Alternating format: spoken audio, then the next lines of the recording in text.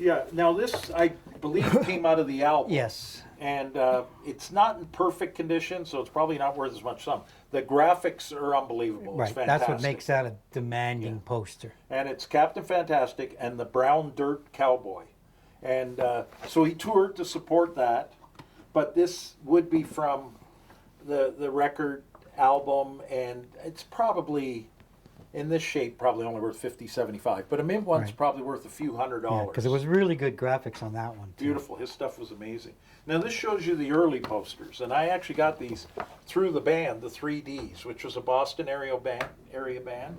This is the type of posters they made back in the 50s. So this is a rock and roll review, they called it, and it was in Bangor City Hall, which is up Massachusetts somewhere up that way. And they were the headliners, the 3Ds, and we have some other items of them that you'll probably see later. But this was their actual tour poster, and it was From the $1 to 50s? get in. From 1957, May 11th, Right. 57. And they were like one-hit wonders, these guys. There was many back then, Yeah. and they had a big hit, and they toured all over, and then they're gone. But Right. these remain collectible because this is the founding people of rock and roll. Rock and roll, really. right. I mean, The early- the UK had no rock and roll. Rock and roll was really a lot of the black music, and in the Exactly. US, Elvis and guys like that. And then Britain took it over and sort of monopolized it. They became the biggest of all. But at the time, most of the best rock and roll was coming out of the US. Now, movie posters. With are- a music slant to them or a rock Right. and roll slant. There's lots around. Some are rarer than others. This one, it just has a great look to it. Jimmy Clanton's in it, and he sings his song, his big hit, "Teenage Millionaire." This again is from 61. It's original to 61. You Yeah. can see it was taped up at the Movie movie theater. house that had it, and there's a couple other interesting people. Rocky Graciano's a big fighter of the time, like a boxer, world champion. But there's various ones here. We've had the Rock Around the Clock. We've shown Right. that movie. We showed the lobby card. This is the larger size posters. These are worth more money, but they're harder to get in good condition because they were so big. And you got to realize too, the people that collected these outside the movie house, the best place to get it right from a movie house. But otherwise, it was in Wolf's room or my room, and we taped it up on the wall, and we Yeah, rip it down to put saved something it. out. You lose paper in the corner. They're never as good, and that's also what makes things worth money. That we destroyed so many of the things we had. There'd be a lot more around, like those Yeah. Beatle bobbleheads. Right. 98% of them got broken, kids playing with them. So it's only 2% of them even exist that are out there that can, and that's why they command such a high price. If you want them in good condition, there's very few people that have them. In excess. Yeah, so this is a poster that the band put out, but we don't even know where they put it out. It's very limited distribution. Right. So they were here in Toronto, and the whole band signed it to include Michael Hutchence, who's no longer with us. So this is Oh, yeah. very valuable based on the size of it, showing the band. Beautiful autograph right over top. I mean, if you're getting something signed, that's what you want it signed, right over Right, each of their over heads. their You can see heads. each one. They're very clear autographs. And this is probably worth over $1,000 because of Michael Hutchence passing. If Okay. it wasn't for that, maybe 300, 400. But it's a beautifully done item, and people always like items. You'll find so many posters like this. You got two guys. You don't Right. have all of them. Right. You get that, even though the third guy might not be that big, you get much more of a premium for a complete you have a band. complete band. Particularly as people pass, like Rush. Nobody Right. can get Neil Peart now. So Right. a Rush with Neil Peart could be worth $1,500, $2,000 because you can't get him anymore. So they really escalate in value with full bands, particularly when someone's deceased. I'll just put Okay. this down. Oh, and by the way, too, we did get it. Even though I knew it was real, we still got it authenticated. That way, if we ever go to sell it, it's easy to do. Everyone, we don't get any questions. You can put stuff up online that's autographed, and you'll get 100 questions. Where do you get it? How do we know if it's real? Whatever. They go on Yeah. and on and on. And I spend so much, my staff spends time responding to those. If we put the item up with this letter, we don't get any questions. It's guaranteed authentic. So for us, it's a huge time saver. And I spend 50 to 100 grand a year just on authentication. But it's Authentication. well worth it because Passes, we get more programs. for the item. I just sold a Rush pass the other day for $55. It's all authenticated and slabbed. Whereas if I just sold it the other way, I might have got $20 for it. Right. Now, it does cost me, that one cost me $12 to get authenticated. Authenticated.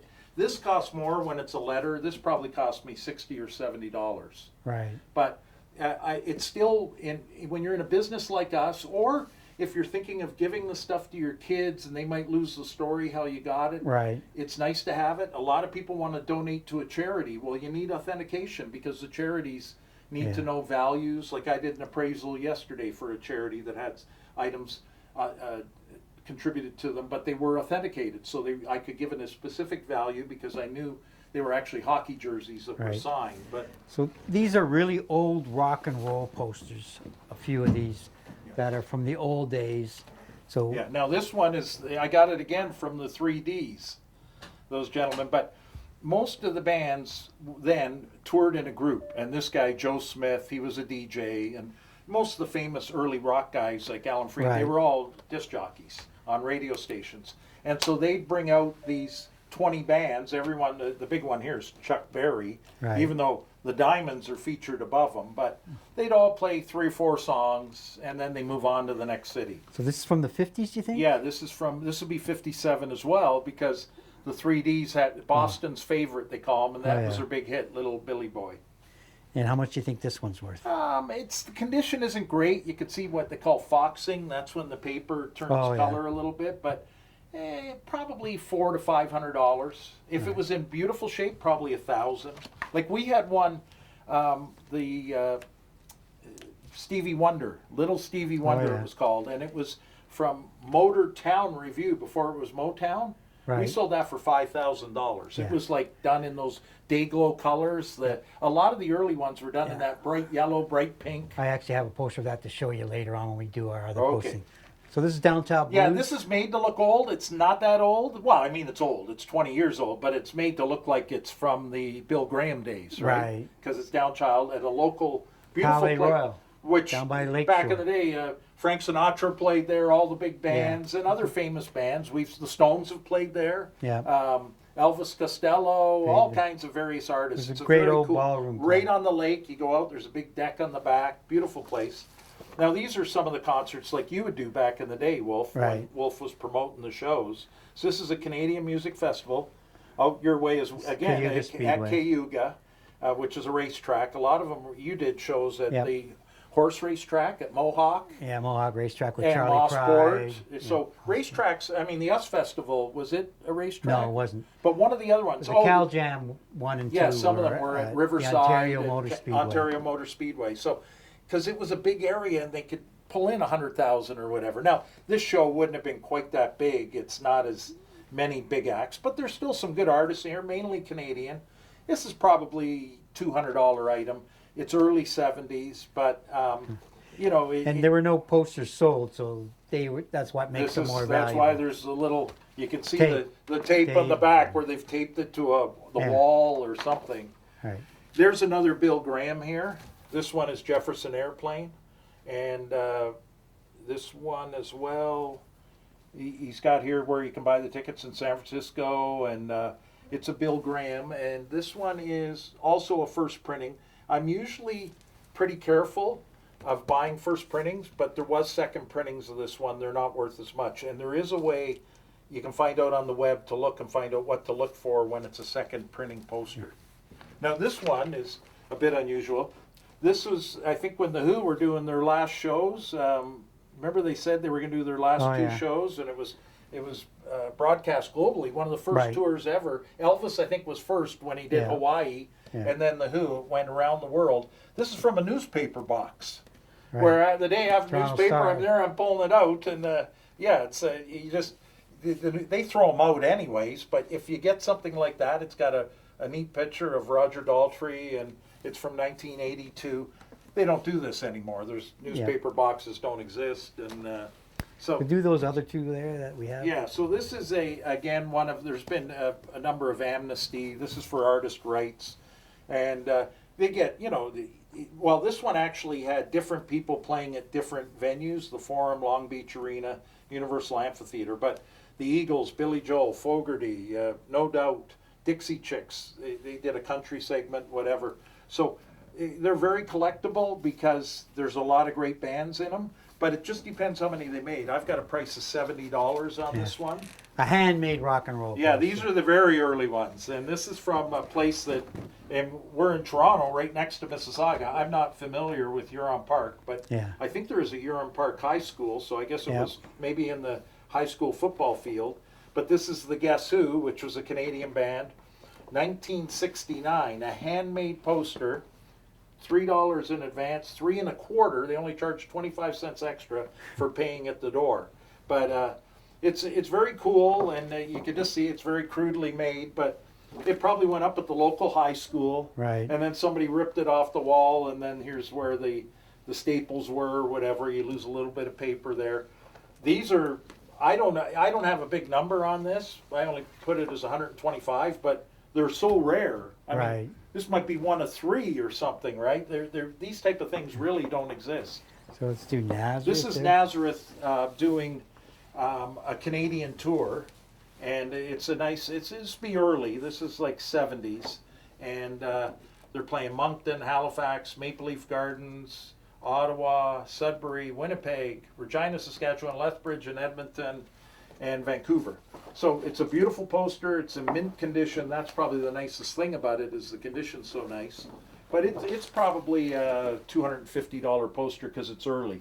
Now that's a venue poster. Yeah, venues. So what you'll find, and especially now, I mean, wherever you're living, particularly through the States, there's all kinds of these venues, but they have these amphitheaters everywhere. We have one in Toronto called Bud Stage. And Kingswood was actually an amphitheater, Yeah. which doesn't have shows anymore. But they put out posters advertising all their shows for the season. For the summer. So this is like Kingswood saying who they have. So, I mean, Julian Lennon was here, Tom Cochrane, Dolly Parton, Tom Petty, various shows. And sometimes they'll add 1 or 2 in, so they might not be in here. But Right. these venue posters, they had them at the Canadian National Exhibition, where they'd say, here's our 16 acts at the Right, for the grandstand, they CNE. called it, at the CNE. So these are around, and again, they're specific to that venue. And they're probably, I don't know, I would say this is probably worth $200 or $300. They're hard to find because they're just limited to the venue, right? And if the bigger the bands, the more it'll be worth. Right. So if this had McCartney and the Stones and somebody else, then I'd say $500. But Right. Petty's quite big here. Obviously, he's not around anymore.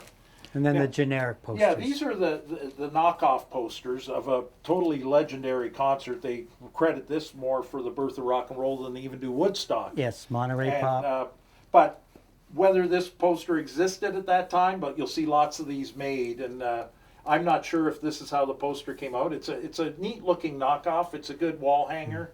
There's no investment potential here. This because these Monterey are made. Pop poster was done by the Mamas and Papas and the bands that were They there. were the main promoters of the show, right? were awesome. And there's great videos of that. Yes, like good in fact, we documentary. got Stones on the TV right now, but you can pull up Monterey Pop on YouTube and see all about it. It's amazing history of rock and roll.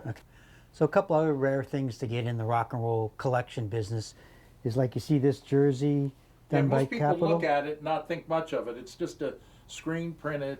It's sort of in St. Louis Blues colors or Buffalo Sabres colors, but it's a Capitol Records. And what these were often made for was the bands would do charity hockey games. Hockey games. And a lot of times it was in Los Angeles or wherever, and they'd play Hollywood stars, they might play the media, so they'd give them these jerseys to wear. So we had one, just this one, I don't know who wore this and what event it was at, but we had another one, which was AC/DC, we've already sold it, and it was Black Ice, Right. and it was because they had an album, Black Ice, and they'd all signed the bottom of it as well, and that was a game they played in Los Angeles against the media, and had all the autographs around it. We sold it, I think, for $1,000. But you do find things made like this. Sometimes it could be a band name, but if it's several rock artists, it might just be their various Capitol Records artists.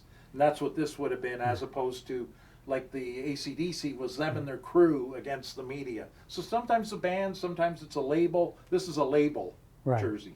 Other good things is tour jackets are made, not as often as they used to be, but tour bands like this one is a tour jacket. These are all tour jackets. The shirts as well. There's tour shirts. It'll say staff or whatever. Right. So anything that's tour related, what you'll find on these all came from one source, and this was music producers and distributors. So Very hard to obtain. yeah, there's only a few made, and the band may make a different one slightly for themselves as well, but this was Right. made by the Canadian record company. And this is like Blue Rodeo, which is a Canadian country band, which is quite popular. Edwin Starr War. And these, because they were issued to music producers, they're worn once. Usually they're worn when they, like this Neil Young, was probably when they were giving them gold records, so they all Right. wore these jackets. And that They was don't it. wear them again. Like I bought these jackets off this gentleman. I bought about 100 of them, some of these and other ones. And he said, I only ever wore everyone once. I just wore it at the event because they all wanted to be Yeah. decked out in the same material with the band, right? And sometimes they'll make them like this. Marshall amps, of course, are so famous. This is a beautiful leather coat made for Marshall amps, and you can see there. So that's a cool thing for rock and rollers because Marshall's just such an iconic name. This is the Kinks. And So, this is what do you think the price of the Kinks jacket? you know what? Again, because it's not the band didn't wear it, maybe $300, something like that. Not as much as you'd think. Right. I mean, the jacket would cost $300 probably just to buy the jacket. Right. Now, if we could identify it as only issued to the band and the roadies as opposed to the Okay. record producers, it'd be a whole different matter. Right, We'd be right. talking a lot more money. This is a Johnny Cash that would have been done again for like a crew for production here in Toronto or something like that back in the day. So these date to the 80s, somewhere in there. Yeah. And they're nice jackets, but and we do have some from the bands, like the Right. Rolling Stones No Filter Tour. It's only And for the staff. Pink Floyd tour. Yeah, those Momentary Lapse of Reason. Those Right. are worth more because you know it was only band and crew. If it's something only made for the band members, then you're in the thousands. Yeah. But a lot of times the ones we see would tend to be more like roadies and guys like that, security. The thing with these tour jackets is I don't think more than 50 to 150 are ever made. Of the band ones, Yeah. and less of these. Yes, and less of probably those. 10 of these or Right. something, right? Because these were made for specific events at presentations to bands and things like that. Like this one with the Johnny Cash, it's got the Men in Black tour. So that is a tour jacket from one of Johnny Cash's tours. So they're good to have. And this one's so expensive and well made, you know it wouldn't have been sold. Yeah. Like they didn't make them, because they would have sold this at the time probably for $700-800. Nobody's buying that. Right. So this was made for record producers and people like that. So what do you think this one's worth? Well, the Neil Young, so this is going to be post-Harvest. So probably what this was when they brought Harvest out on Does CD. it have anything on the back? Yeah, it's got a Crazy Horse after the Gold Rush. So it's a Crazy Horse event, but this is not the original Harvest tour, Oh, which would be okay. way back. This is probably when Harvest came out on CD or something. Oh. So they do a whole nother kickoff. Right now it's Right, give 5 it up. times platinum on CD, or they remixed it. So this again probably dates to the 80s. Harvest is the 70s. Okay. And Neil Young's very close. It's probably $500 jacket, but it might be worth close to that as a jacket. It's a really nice coat. It unfortunately doesn't fit me, or I'd be wearing it. It fits you very nicely, though. Okay, so that's it for jackets, folks. We'll be back with more stuff. Hey, Glenn. Wolf, how you doing, buddy? Good. I brought you a whole bunch of more rock and roll stuff to Wow. show you. And as I told you before, when you have over 10,000 rock and roll items, this is the place, Glory Day Collectables, that you bring your stuff to find out what it's worth, whether it's passes, tickets, t-shirts, programs, posters, and other rock and roll memorabilia. Glenn's group, they analyze it. They tell you whether it's a real autograph, a fake autograph, a good poster, a good program, or whether they're copies. If I'll get lucky, I'll find a joint in this pocket. No, nothing. Too bad. It's always good. You never know when you find drugs from one of the roadies.